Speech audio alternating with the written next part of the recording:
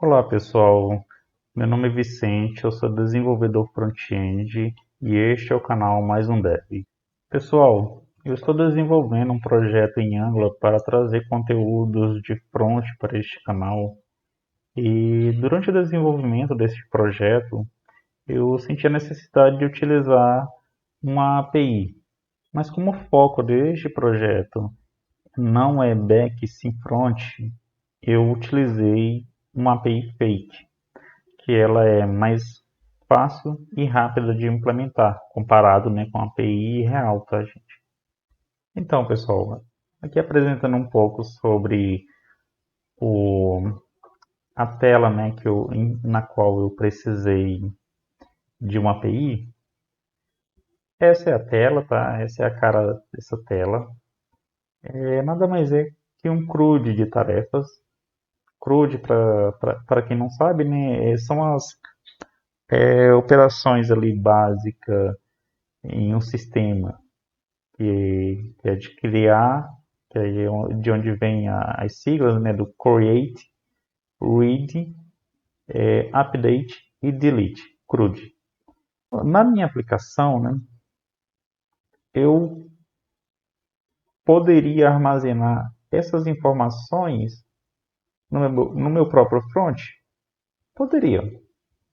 É, como o foco aqui seria front e algumas funcionalidades, né, que eu vou trazer ao longo desse projeto e até outros projetos, né, mas em específico desse projeto, eu poderia armazenar essas informações ali da minha lista de tarefas no meu próprio front.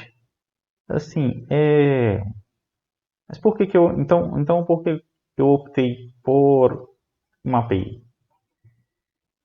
Pessoal, assim, num cenário real, você como desenvolvedor front, você vai ter que se comunicar com uma API.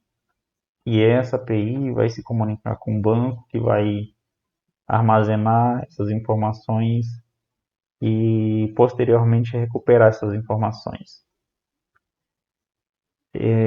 Mas aí entra a questão, né? E então por que que eu optei por uma API fake? Por conta da facilidade da implementação, da facilidade e da agilidade da implementação. Em específico, essa biblioteca que eu implementei. Como vocês vão ver, ela é extremamente rápida e fácil de implementar. Mas que biblioteca é essa, né? Pessoal, é essa biblioteca aqui, chamada JSON Server. Ela, se você colocar no Google, né, JSON Server NPM, muito provavelmente um dos primeiros links será o que vai te redirecionar para essa tela aqui, tá? E aqui nessa tela principal dele, assim, nessa tela que está lá no npm do readme e também no Git, tá? Que essa biblioteca se propõe? Ela se propõe a criar uma API REST fake sem codificação. Você não vai precisar codificar uma linha de código.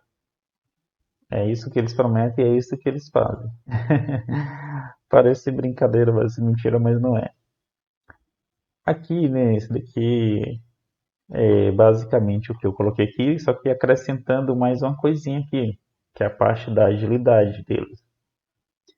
Que eles prometem que você vai obter uma API REST completa, né, fake, né, completa, com zero codificação e em menos de 30 segundos. Pessoal, assim, essa parte dos 30 segundos eu não cronometrei, né? Mas a partir do download, da instalação dos pacotes, até criar ali um recurso e consumir, você vai levar em torno de 1 minuto. Assim, é muito rápido, tá? É muito rápido mesmo. E detalhe, subir, né? Se você for fazendo rapidão ali para efeito de cronometrar, né? Mas é muito rápido, é muito simples de implementar. Então, pessoal, aqui eu trouxe um resumo bem pequeno dessa biblioteca. Uma parte eu já até falei anteriormente, né, que ela é fácil de instalar e fácil de usar. Faltou só colocar que é rápido, né? Mas aqui, né, eu trouxe alguns pontos, né? Ela usa os verbos HTTP. Não sei se você tem conhecimento, mas em resumo é o seguinte: quando você faz um post utilizando essa biblioteca, ela vai entender que você quer criar um novo recurso, óbvio, passando o body, né? Quando você faz um put, passando o recurso e passando a URL, né, do recurso e qual que é o recurso, tá? Barra alguma coisa, ela entende que você quer alterar esse recurso que você passou na barra ali, né? Tipo, por exemplo, né, no meu caso, tarefas, então, por exemplo, tem tarefas barra 1 e tem um objeto enviado nesse corpo. Então ele vai entender que aquele objeto de ID 1 é para ser substituído pelo novo objeto que eu estou enviando. Então, ele funciona dessa forma. No caso do get, a biblioteca entende que eu quero buscar. Se eu não passar nada na URL, né? Se eu passar só barra tarefas, ele entende que eu quero listar todas as tarefas. Se eu passar tarefas barra 1, ela entende que eu quero recuperar a tarefa de ID 1. E eu já explico essa questão de como que ela sabe que é o ID. E o deletar, né? O delete é um verbo bem claro, né? É de remover. Então é a mesma coisa, só que no caso do delete eu preciso passar qual que é o ID, que ele vai remover do banco. Eu vou mostrar também isso funcionando na prática, tá? Ela usa assim, não é nem que ela usa, né? Eu coloquei aqui que ela simula um banco de dados, por quê? Porque apesar dela ser uma API fake, os dados que a gente trabalha ali na requisição, seja do post, seja do delete, eles são persistidos. Por exemplo, se eu fizer um post, aquele objeto vai ser salvo de verdade ali na minha API. Como assim? Se eu parar a API, quando eu subir a API novamente, eu vou conseguir recuperar esses dados que eu salvei. Esse até é um ponto em relação ao que eu tinha mencionado lá no início, de que eu poderia utilizar ali no front uma lista para salvar, fazer todas as operações que eu precisava. Porque quando eu parar a minha aplicação de front, essas variáveis seriam reinicializadas. Então, assim, se porventura eu precisasse de fato daqueles dados ali que eu salvei, né, eu editei, e quisesse que eles permanecessem naquele estado, eu não teria como fazer isso utilizando somente o front, tá? E já no caso dessa API fake, ela mantém.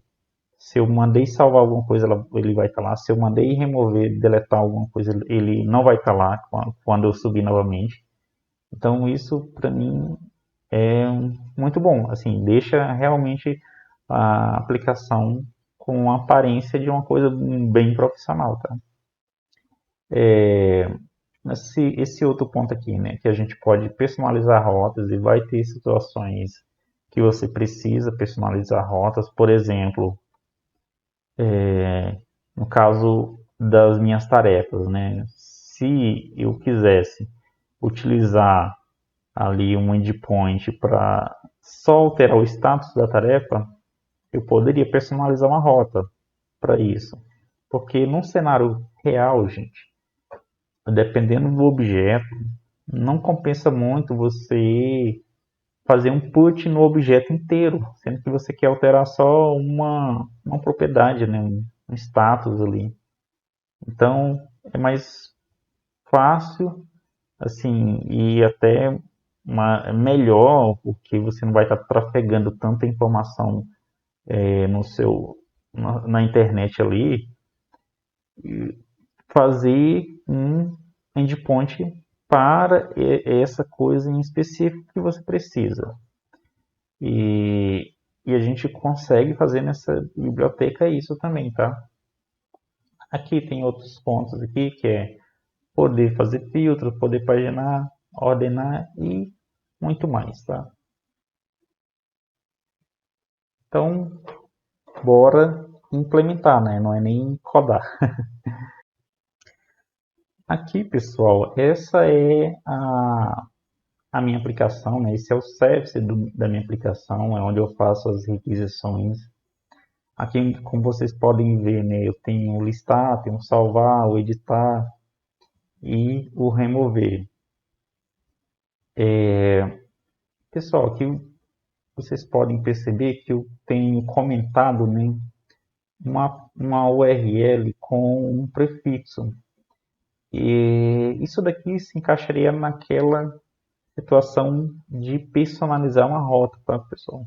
Eu não vou demonstrar aqui para não ficar muito longo o vídeo, mas eu pretendo fazer um outro vídeo mais profundo com o JSON Server, mostrando ali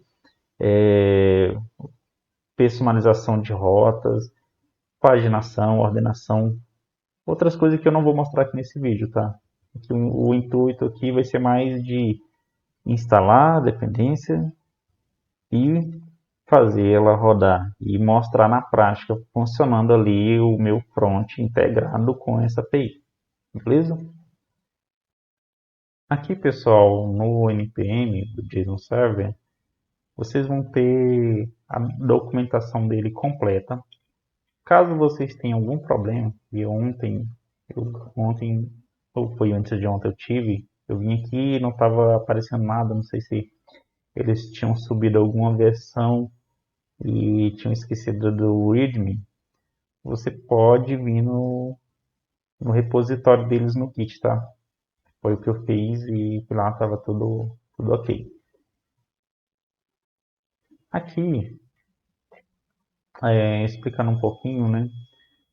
Ele tem esse comando aqui para instalar globalmente, tá? Eu já tenho ele instalado globalmente, mas eu vou instalar ele dentro do projeto, porque esse projeto eu vou subir para o Git. Então, depois, se alguém quiser baixar, brincar lá, é só baixar o projeto, né? Clonar o projeto, aliás, clonar o projeto, instalar a dependência e correr para o abraço, tá?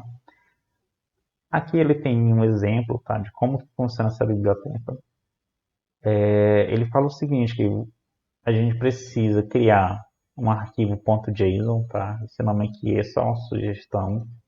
Inclusive, no meu caso, eu vou usar diferente para vocês verem que é só uma sugestão mesmo. E aí, dentro desse arquivo, você vai criar uma estrutura JSON e vai utilizar nas propriedades, né, que vai representar o seu recurso. No meu caso, tá, gente? Eu tenho tarefas. Que se eu vier aqui na rede e der um listar aqui, ó, vou conseguir mostrar para vocês que o meu recurso é tarefas. Então, é aquilo lá que vai identificar na API qual é o recurso que você está buscando, tá? Nesse caso aqui, ele tem até um exemplo, né? Ele tem esse exemplo e ele tem um exemplo de como que seria a requisição. Aqui você tem vários recursos e um deles é o posts, né? E onde você tem um array de posts e tem essas propriedades aqui, né? ID, title e autor. Aí ele mostra que como startar o servidor e aqui embaixo ele mostra como seria a requisição, por exemplo, para buscar o post de ID1. Você só vai precisar passar posts, identificando o recurso, dentro da sua, vamos dizer assim, a sua base de dados, né? E dentro desse recurso, o ID1. E aí ele retorna, né? Ele aqui é um modelo do que ele retornaria para você. Retornaria como objeto único, dessa forma aqui. E assim, pessoal, como eu falei, né, eu já tenho ele instalado globalmente. Eu vou instalar dentro do meu projeto, tá? Começando aqui, eu vou vir aqui nesse simple sample, se ele funcionasse, né? Pessoal, aqui a página do npm deu uma bugada. Então eu vou vir aqui no repositório deles. Aqui no repositório, eu vou aqui nesse simple example. Aqui nesse simple example, a gente tem esse comando aqui para instalar nas dependências de dev do nosso projeto. Então vou copiar, vou vir aqui, só mostrar aqui dentro do nosso projeto, a gente não tem, tá? Eu removi, eu tinha anteriormente, né, porque a minha aplicação estava rodando e tudo mais, mas eu removi para poder mostrar esse exemplo aqui. Tinha já tinha os arquivos aqui, eu também removi para criar tudo para vocês verem como é fácil e rápido, tá? A partir do momento que eu vou instalar aqui as dependências, vocês vão ver, vocês podem até cronometrar aí quanto tempo vai levar até eu estar consumindo ali o meu recurso tarefas, tá? Eu vou explicando aqui, mas eu vou fazendo de forma rápida, qualquer coisa vocês pausem o vídeo, porque isso vai ficar rápido o suficiente para vocês conseguirem ver a agilidade que é essa biblioteca, tá? Então, vamos lá. Como eu mencionei anteriormente, aqui eu tenho esse comando aqui para rodar minha aplicação, mas antes eu tenho que criar aqui um arquivo JSON, tá? Como eu disse, ele pode ser qualquer nome. Dentro dele eu vou criar um JSON com o nosso recurso, que é tarefas. Vou copiar aqui para não ter erro. E ela é uma array, tá? Por enquanto está vazio, porque não tem nada. Aqui já subiu. Já vou copiar o comando aqui para subir a aplicação. E feito isso, pessoal, ele sobe de maneira rápida, muito rápida, e já subiu, já está falando quais os recursos que ele tem, tá? Aqui eu já consigo, aqui vocês podem ver que está dando erro, né? A minha requisição está dando um erro.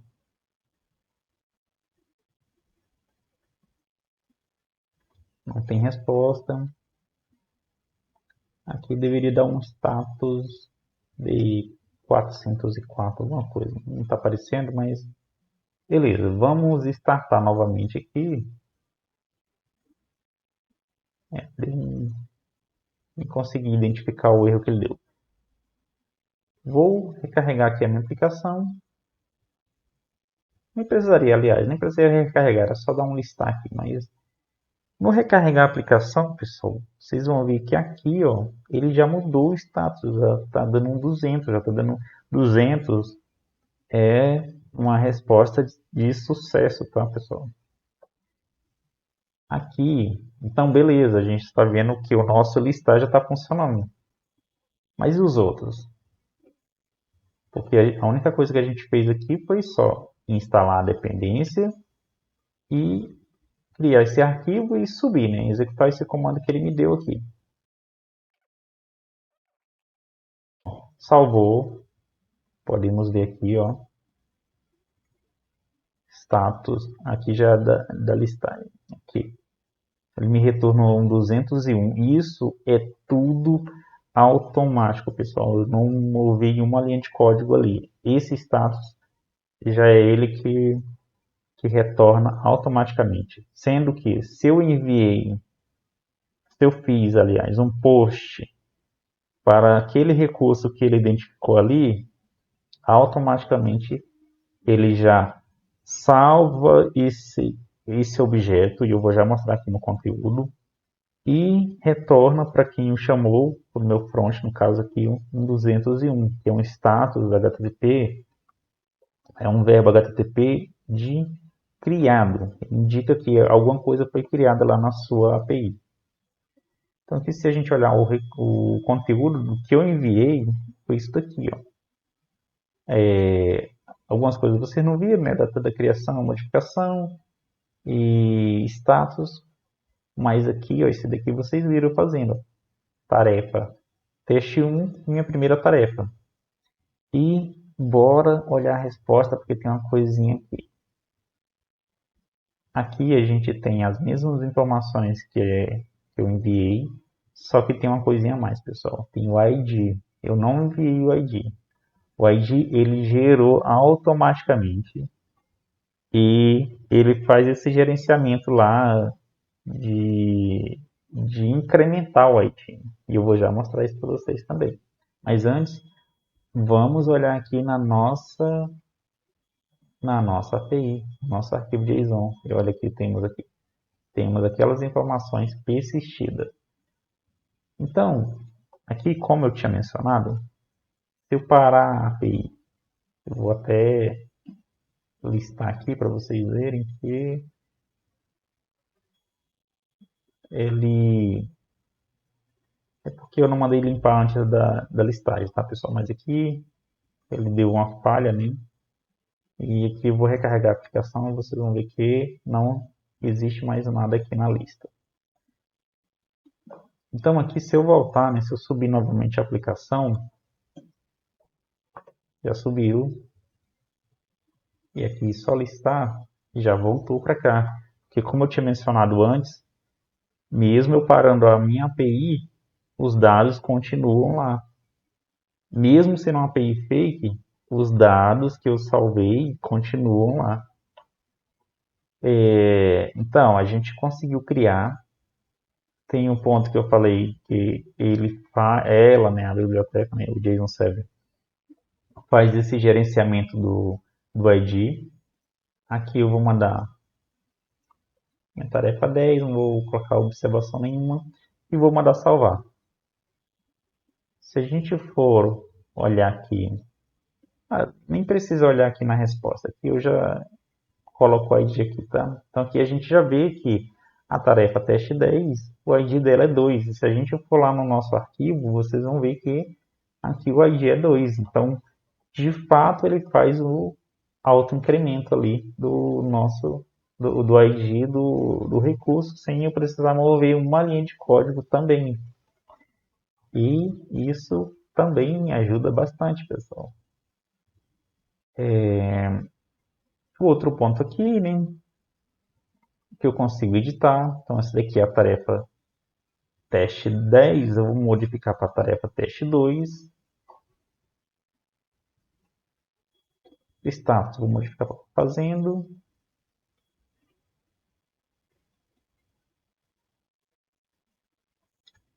Aqui, por algum motivo, eu acho que ele não salvou corretamente. Na hora de